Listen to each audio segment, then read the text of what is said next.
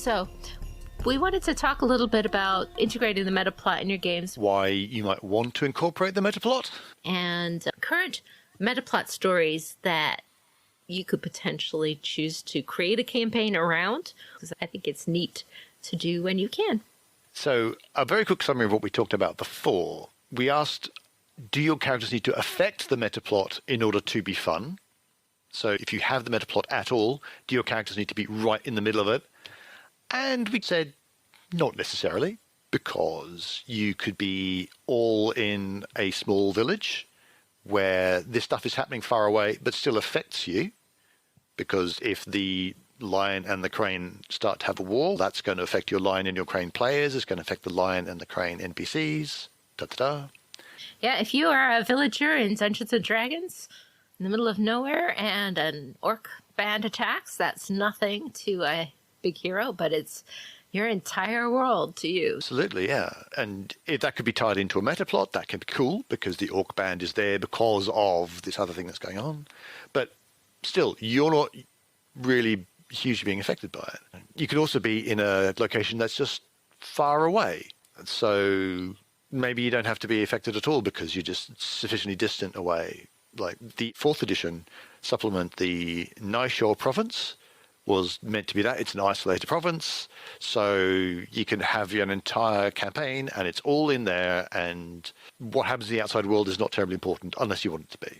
Right. Or you can set your story in the past and set it with a known start and end point, and then all you have to do is just generally keep the time frame logical. Don't give your players the opportunity to assassinate the emperor or start a coup on their own, or make sure that it's well covered up afterwards if they did.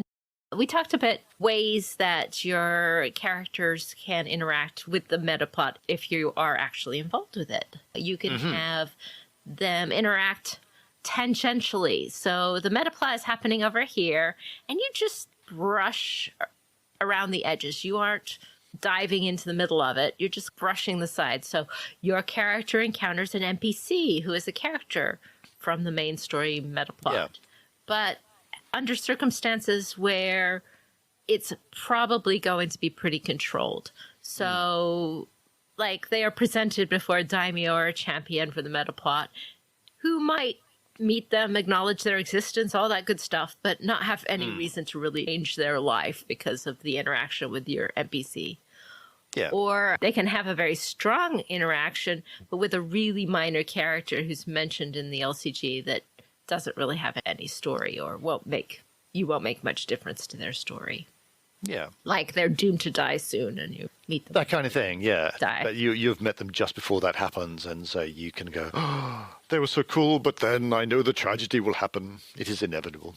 You can also go to a place that the metaplot has happened to, if you see what I mean, where, for example, if you're in the Unicorn Lands, going to one of the villages that the lion recently attacked. So you're seeing the aftermath of the metaplot. So you see the fallout, but the lion have been and they've gone. So you're not being affected by it directly, but you are seeing the aftermath. And of course, you can always hear rumors of things going on around in the Empire, wherever you are, and hear rumors of metaplot kinds of stuff. And those rumors can have more of a solid effect on your adventure. If you're playing and you have the event where Doji Hotaru kills Akodo Arasu, when that rumor hits your little community where there are some lion and there's some crane and there's some crab and there's some dragon, when that information hits that little community, their relationship's going to change a lot, and that could lead to plots that your characters then have to deal with.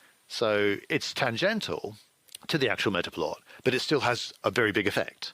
Right. And you can use things like, these two clans hate each other, therefore there's going to be lots of animosity, there's going to be spying, there's going to be intrigue, marriages that were set up are going to be thrown asunder, and all sorts. So that's another way of doing it, another way of getting an integration without having to dive straight into it and be right in amongst the big players. Right.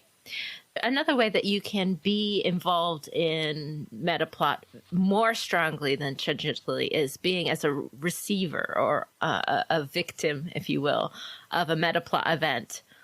So you can be set at the location of a metaplot event. The metaplot is occurring, but you are little, and the events going on are big.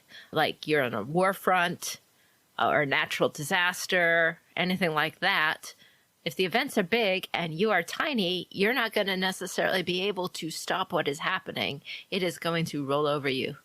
This works best at low levels, like at the beginning of a campaign. This is really good. Yes, so from the current metaplots kind of things, you could be there when the tsunami hits. So it's not that you can't have any effect. Say you're there when the crane lands get hit by a tsunami, right? That's a metaplot thing. You're not going to stop a tsunami. Right. You'd have to be elemental master of water. If you're anything other than that, you're not stopping a tsunami, but you could save people. So you could have actually a very large effect on the people around you. So you're not being completely helpless, which is, I think, some people don't like with using metaplot because other people are doing all the exciting things. But no, you're doing lots of important stuff. And this works well for low-level players, too, even though it seems like, oh my gosh, this is a terrible, huge, deadly thing. How can I put my first levels in it? That's not the point. If you can have your first-level characters in a really big event, you just have to be careful to make sure that the slice of the event that is targeted directly at the players is level appropriate to them. Yeah, absolutely. So they've got stuff they can do, challenges that are appropriate to them, and victories that they can achieve. And indeed, interesting failures that work well for that level of character. So that's really not that difficult. So the final way that we have talked about in the past, your PCs can be instigators of metaplot events. And this time you're just saying, I'm throwing out the rules. You all can alter the metaplot.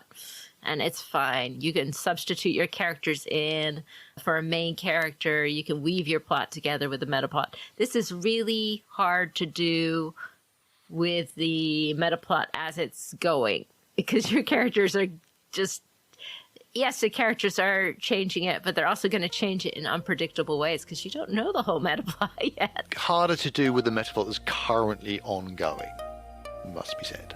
Yeah.